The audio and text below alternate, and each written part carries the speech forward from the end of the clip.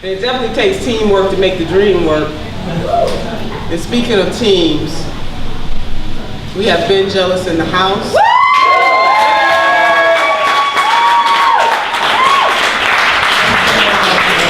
Again, so glad that he has decided to step into the arena to run for governor of the great state of Maryland. Somebody who has been committed in his civic life, an activist, the president of the NAACP, former board member of the National Art Revolution, a Bernie Pratt extraordinaire. I remember traveling in 2016, well into 2015, into 16, both Ben and I stumping for Senator Bernie Sanders. So his commitment is solid. And so that tree that I talked about, the plant, the tree, knowing the tree by the fruit that it bears, that is really all about Ben Jealous. He doesn't have to pretend to be this progressive. He is that progressive. And he has committed. And all of you here tonight, you already know he has committed. One of the things that I really respect is that when he said that if the federal government won't have Medicare for all, we will have Medicare for all in Maryland. The fact that he understands that our young people should not be saddled with debt, a degree in one hand, debt in the other as they walk across the stage. Somebody who went to the schools when those babies were sitting in their classrooms with coats on in Maryland, he went to those schools and said under his watch, that would never happen again. So I'm talking about a man on a mission. See, many are called, but few are chosen. He is one of the chosen to do a great work at this moment, at this time, and he has all three of my grandmother's bones, the wishbone, the jawbone, and the backbone. Those of you who've heard this story, you know that the wishbone is for hoping and praying, the jawbone is for speaking truth to power, to lifting your voice, to not being afraid, and the backbone is for standing up against your trial and your tribulation. Without further ado, I bring my friend and the next governor of the great state of Maryland,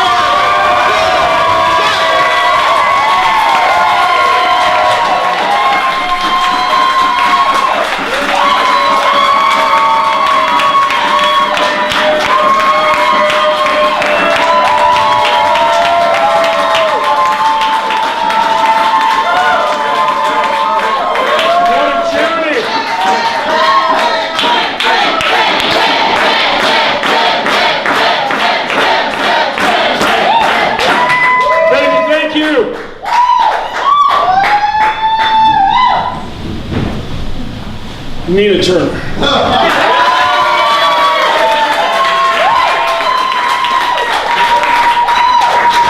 And you know, she tries to keep this a secret, but she has a new house, and it's in Maryland.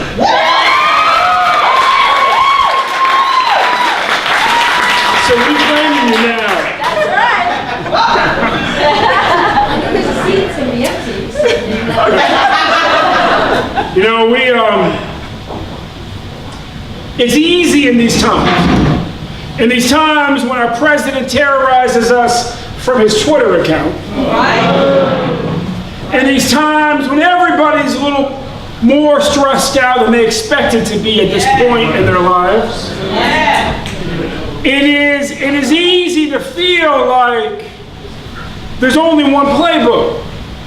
The Donald Trump playbook, Tony. The Donald Trump playbook, my buddy over there at the bar, of divide and conquer, or pick a scapegoat and turn the people against each other. But you know, I'm blessed on both sides of my family to descend from families with long oral traditions. My dad descends from 7 members of the Massachusetts Regiment of the Revolutionary Army, including the youngest combatant at the Battle of Lexington and Concord. Wow. And my mom descends from 2 black Reconstruction statesmen. My grandma's 101 years old. Mary Cosby pensioner, an actuary's nightmare, and proof of the value of a good pension. Good genes. But her granddad was born a slave, died a state senator, and co-founded Virginia State University. And when you grow up in those families, and my grandmother literally descends from Thomas Jefferson's grandmother by her other grandchildren that were her slaves. And when you grow up in those families that talk about the Revolution or the Civil War like it was 3 weeks ago, you're reminded that there's an older American playbook. There's an older playbook than divide and conquer. It's the playbook of rebel together. See, before there were slave rebellions, there were colonial rebellions. If you have your old Howard Zinn's People's History of the United States, read the first chapter again. 1663, 300 years before Martin Luther King's March on Washington. 100 or so miles from here as the crow flies. Down in Gloucester, Virginia, an edict comes down from the king to the governor to the people on that dock that can be summarized simply as, and your status shall convey to your children. Prior to that, the status conveyed through the mother. So if you were a black slave man and you had a child with a free white woman, the children were born free. That's how Obama descends from an African slave on his white mother's side. But this said that the lowest status of either parent would convey to the children. And we rebelled together. Irish indentured servants, African slaves rose up together in that moment. It would only be after several such rebellions, ultimately through Bacon's Rebellion in 1676, that they would begin to legislate with the intention of dividing indentured servants and African slaves so that we would be less powerful. And why is that important? Because this moment that we're living through right now, is one of those, and your status shall convey to your children kind of moments. For the first time in America, because of mounting student debt, because of mass incarceration, because of health care bills that are out of control, and an economy that has been suppressed by all of the above. For the first time in America, the grandparents and the parents agree that the children, the grandchildren, are likely to be worse off than them. That's why it's so easy for Donald Trump to make such mischief. But when you're an organizer, and I've been an organizer my entire adult life, even earlier, I started off as a precinct captain for Jesse Jackson when I was 14 years old.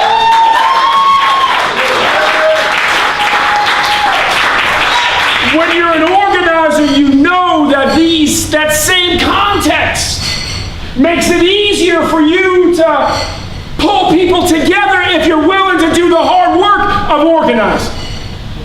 Because, simply stated, more people have more self-interest in us making big leaps forward. And that's what we need to do for our families right now. You know what lifted my family out of poverty in West Baltimore? My grandparents and my mom. My mom has been half her life in the McCullough Homes Housing Projects in West Baltimore. What lifted them out of poverty is when we became a double union household. And how did that happen?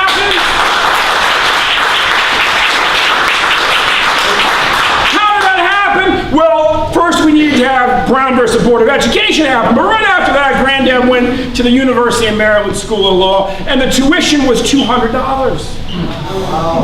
And he went for 1 year, because the dean said he didn't want Negroes and he didn't want night students, so Granddad persisted for 1 year, and that was enough to meet his goal, which was simply to get a better job. And he became a probation officer.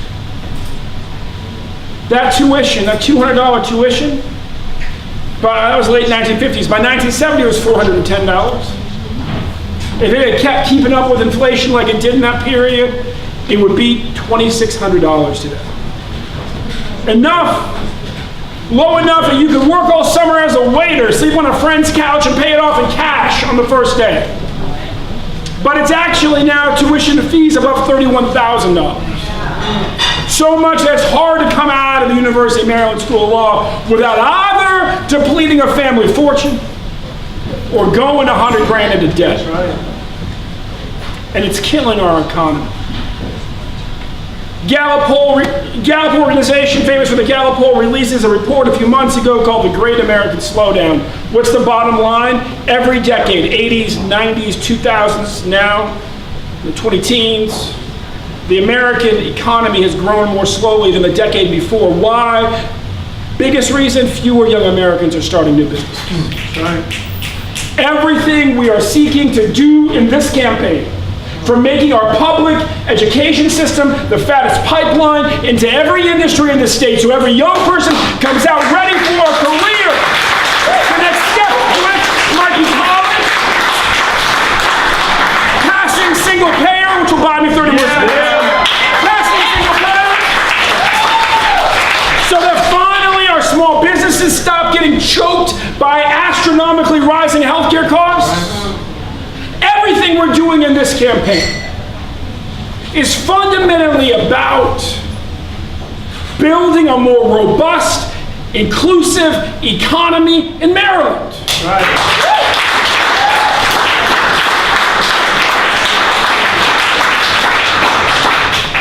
There's no way to be the party of working people, not to be the party of small business people. Yes. There's no way to be the party of working people and not be the party of small business people. I spent my life, since I left the NAACP, the last 5 years, helping to grow small businesses into big businesses. And it steeled me as a progressive. Because trickle-down economics has only ever worked for the corporate class. We have a governor who tries to pass himself off as a people person, but look at what he's done. It's clear he's on the side of the corporate kings, not the rest of us.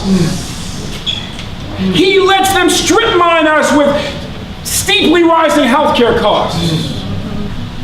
We say that we need some time off to spend with our families when we're sick. He says no. We say that we need to raise the minimum wage. He says no. But if corporate chicken wants to dump more chicken in the bay, he says yes. If Wall Street financiers want to own our highways, he says yes. If privatizers want to turn public mass transportation into their profit center, he says yes. And that's why we'll beat him.